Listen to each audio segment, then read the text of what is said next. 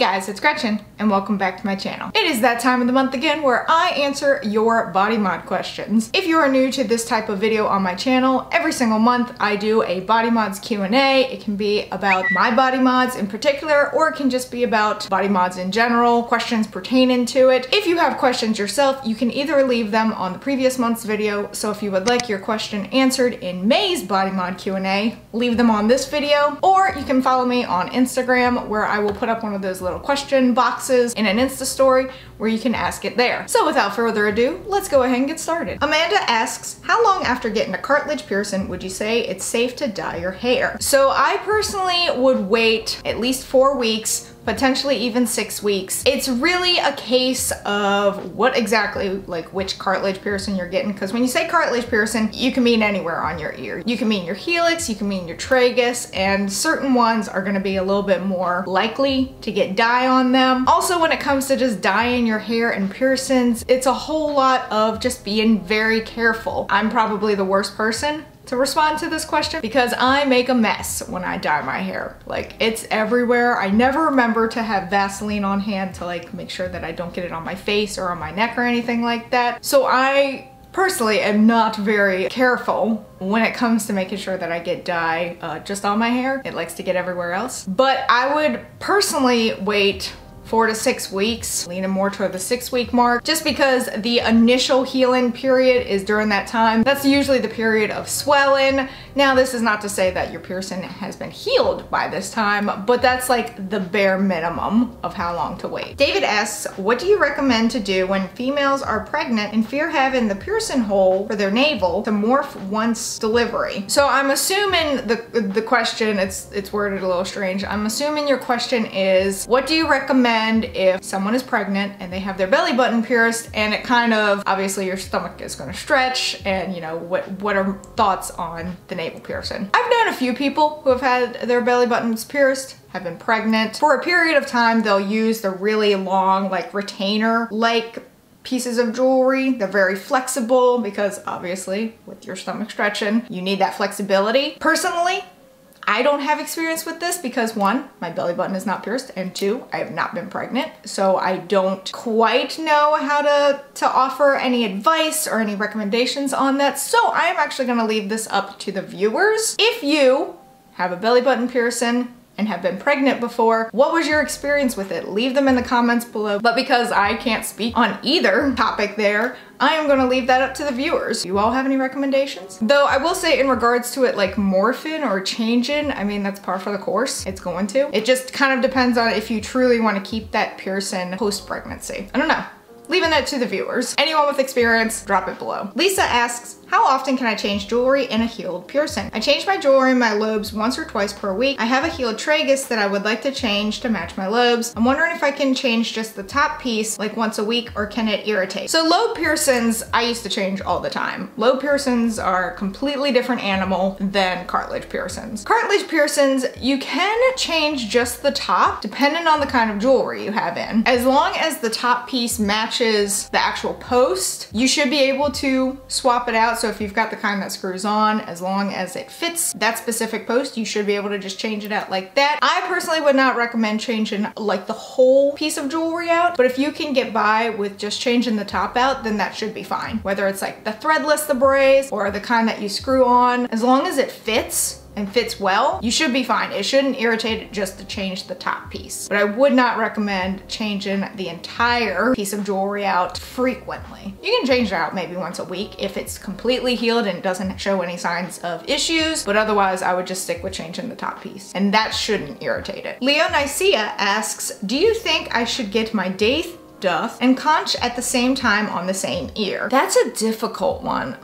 I personally would not get them done at the same time, but I could see them getting done on the same ear. That is a lot going on in a very tight space at the same time. I would focus your efforts on getting one, having that healed, maybe not entirely before you get the other one, but a good amount. So a couple months worth of time. For me, the conch was a breeze to heal, but also for me, the daith, duff was a pain to heal. Probably the worst piercing I've had to heal. And just thinking about trying to heal both of those at the same time on the same ear just is a whole lot of pain. I personally would not recommend getting both done at the same time. You can most certainly get them on the same ear, but I just think that the best interest of the health of the pearson as well as yourself, I think it's best to do one at a time. And I'm sure others will say, oh no, I got both done at the same time and it was perfectly fine. Great, this is just my opinion. Natashinka asks, do you think there is an age limit for body mods? I have just started to stretch my ears and considering my septum. I'm 53 by the way. Absolutely not. I do hope to do a video about like age and body mods because there is a lot of people that are like, aren't you a little old for that? No, you're never too old for a piercing. You're never too old for a tattoo. You're never too old for a body mod in general. My mom loves tattoos and piercings and she's older than you. She is not gonna stop anytime soon. She might slow down a little bit on the piercings, but she's not gonna slow down on the tattoos. She absolutely wants way more. I don't know where this whole idea of, aren't you a little old for that, has like come into play. It's just another way for society to constantly push us down and be like, stop doing that. That's not acceptable. So I do not think there is an age limit for body mods in general.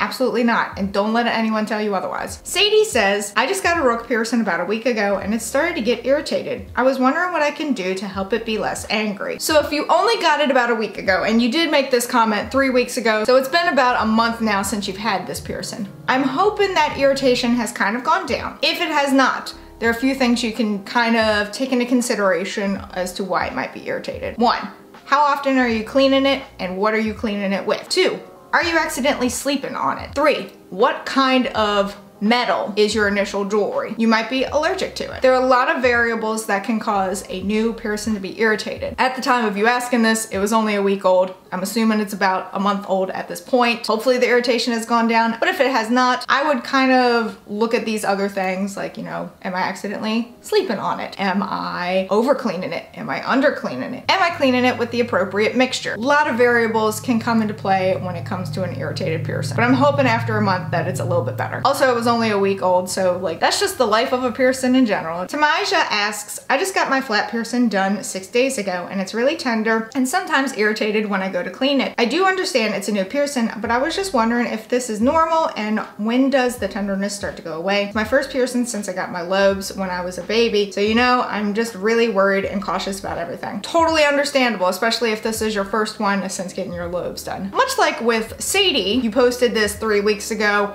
Your piercing was only about 6 days, a week old at the time. So I'm hoping that the tenderness has gone away after a month's time. But please know that that is completely normal for it to be tender still, especially less than a week after getting it. Keep in mind that this is a puncture wound. This is a needle going through you. There's gonna be a little bit of like aftermath. It's not just gonna clear itself up and be sunshine and rainbows and be perfect. That's not the life of a piercing. The first few days, weeks after getting it done, it's gonna be pretty sore. And that's why you're not supposed to mess with it too much. You're gonna clean it, but you're not gonna mess with it because you don't wanna irritate it further. Christina asks, would you ever consider retiring some of your existing piercings? For example, to get different piercings in the same area, if you're not happy with the placement of a piercing or even due to old age and sagging skin. So at this time, I'm not considering retiring any piercings. There was a time where I briefly thought about getting an industrial piercing. I've gone away from that now. Don't really want it for myself. I do like the look of industrial piercings, just not for me. So at this time, there aren't any piercings that I'm considering retiring, but I would if I determined that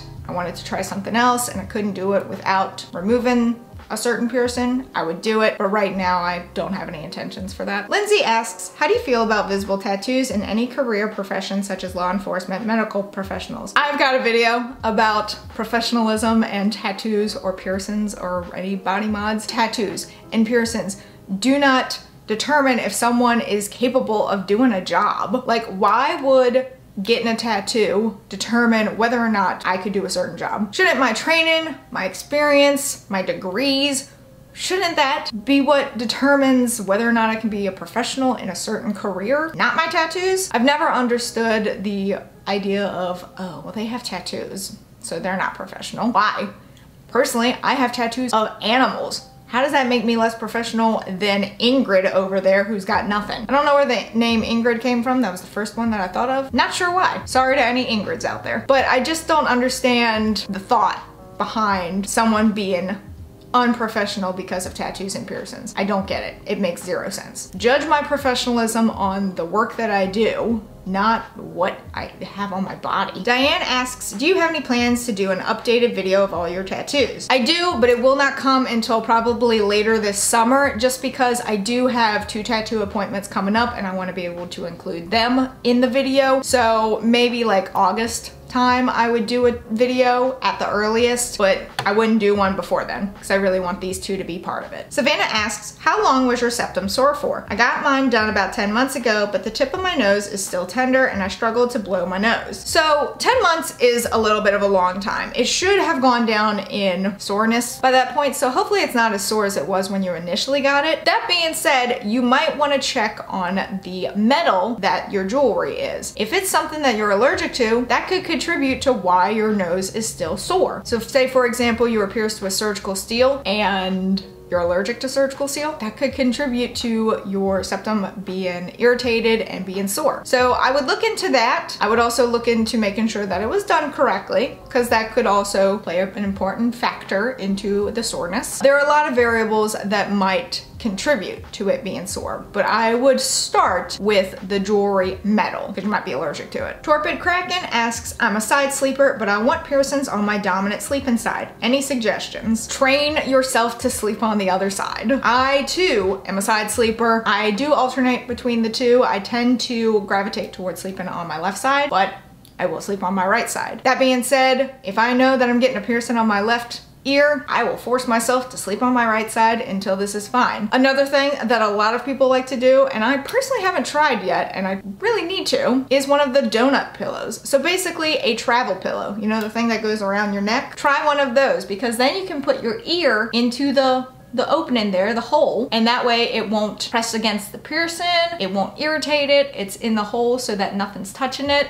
Try that. It may seem uncomfortable, but it will save your piercing in the long run. Now then, Not asks, do you ever wish you had the same spot for a tattoo available again? Not that you want to remove a piece, but like you love that location. Example, wrist or forearm. If I had a chance to kind of redo something again, I would redo the fleur-de-lis that's on the back of my neck. That was one of my earlier tattoos. I love it. It needs a little rework, so I might get my artist that I go to for everything to rework it a little bit, but I think I would move it someplace else because I've got more ideas that I think would work great for the back of my neck, but can't do now because of the fleur-de-lis. So as much as I love that tattoo, it does need a little rework, and I've got like a better idea for what I would rather have on the back of my neck, and I'd move the fleur-de-lis somewhere else. So I think that's the only one that I would like to kind of change up a little bit. I'm Loving Life asks, what size are your lobes now, and are you stretching anymore? So my lobes are currently 1/2 inch or 12 millimeter. I don't have any plans to continue stretching at this point. I do really enjoy this size. However, I also said that about the 00 when I was there. I was like, I'm not gonna stretch it anymore. And then I stretched it 2 more sizes. So I'm not gonna say I won't stretch it again, but as of right now, I do not have plans to. Nat asks, do you wait until your latest body mod is healed before getting a new one? So it depends on the body mod. So for example, if I got a piercing, am I gonna wait for it to be completely healed before I get a tattoo? Vice versa. If I get a tattoo, am I gonna wait for that to be completely healed before I get a piercing? Or are we talking about like piercing, tattoo, tattoo? So if it's a tattoo, not necessarily. I have gotten 2 tattoos in a week span before. My body really hated me for that. As for a piercing though, I would wait. I would get one, wait for it to be not necessarily completely healed, but for the most part healed before I get another one. So it kind of depends on the body mod. Anna asks, what piercing would you never get? I would never get ones that are incredibly dangerous. People get like the subclavicle one, like that's so dangerous and so dumb. I'd probably never get any of those really strange dermal surface piercings. Like people get them on their fingers. That's asking for problems. But for like more standard piercings, I would never get my lady bits pierced. Brock Lou asks, do you sleep on your ear piercings? I do, and sometimes they get irritated from it. They are all completely healed. I am a side sleeper, so it's difficult for me to try and sleep on my back or on my stomach. I definitely can't sleep on my stomach. So I usually will gravitate to whatever ear doesn't have current issues going on because yeah, even after a piercing is healed, like I have a piercing that's been healed for 2 years that every so often likes to remind me that it's there. And so if there's an issue with a piercing at that moment, I'll sleep on the other side, but I do. I'm a side sleeper, so I do sleep on my ear piercings. Lauren Elise asks, is it okay to move your septum piercing up to hide it when you first get it pierced? Absolutely. That is something that I did. So when I got my septum pierced, I had the horseshoe. Very good starter jewelry, especially if you do need to hide it. And so what I would do is go into work, I would flip it up in the morning. Once I left work, I'd flip it down, wouldn't touch it the rest of the afternoon, evening, until the next morning when I'd have to go back to work, flip it back up. So as long as you're only doing it like twice a day maximum, perfectly fine. If you're constantly doing that, a little bit more iffy for that. I don't know why people are like, don't touch it at all, or like flip it up and then don't touch it until it's completely healed. So it is perfectly fine to flip it up, just don't do it too much. Cam asks, any ideas if panini related vaccines affect the healing process of new body mods? So I actually had to do a little bit of research just to make sure I was answering this correctly. And really, there is no research. There's nothing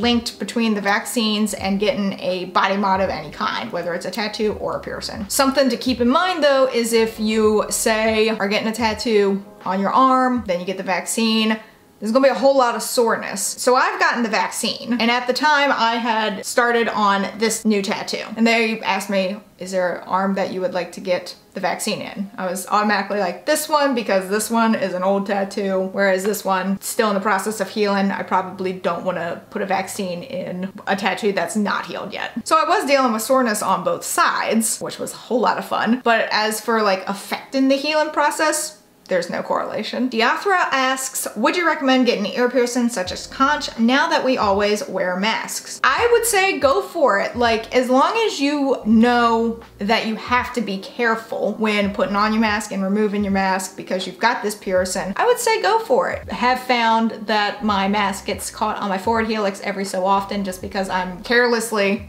pulling it off. And so it does get irritated, but for conch specifically, I haven't noticed any problems. Others may, but I would say don't hold yourself back from getting a specific piercing just because of the masks. Just realize you need to be careful when removing the masks or even putting them on. Nick asks, least favorite part about your daith? Doth. I have both mine pierced, so I'm curious. Probably the fact that I am absolutely terrified to change it. If you haven't seen the video before where I had to basically re-pierce it, you should go check that out. That was a whole lot of fun. But I think the fact that I'm just really scared to change it on my own, it's probably my least favorite part, because I would love to change it to different pieces. I've literally had this piece in now for like 2 years and haven't changed it because I'm so terrified to do so. That's probably my least favorite part. And the last question is from Leah. I have some trouble healing my conch piercing. I pierced it with a hoop. What can I do? Change it from a hoop. You should not pierce a piercing with a hoop unless it's like your septum. That's the only time that I think it's acceptable to do that, just because most jewelry is gonna be curved for a septum. It's not a good initial jewelry. So the best thing you can do is change it out to a stud of some kind. I received a lot of questions for this month, so I'm very sorry if I didn't get to yours. It's either because I've answered it numerous times in the past, or I just couldn't get to it, or there was some other kind of variation already in this body mod Q&A. If you have a question that you would like to ask for May, leave them in the comments below, or go ahead and follow me on Instagram and wait for me to pop up the little question box and you can ask it there. Special thank you to my patrons. You can help support the channel on Patreon while having access to videos early,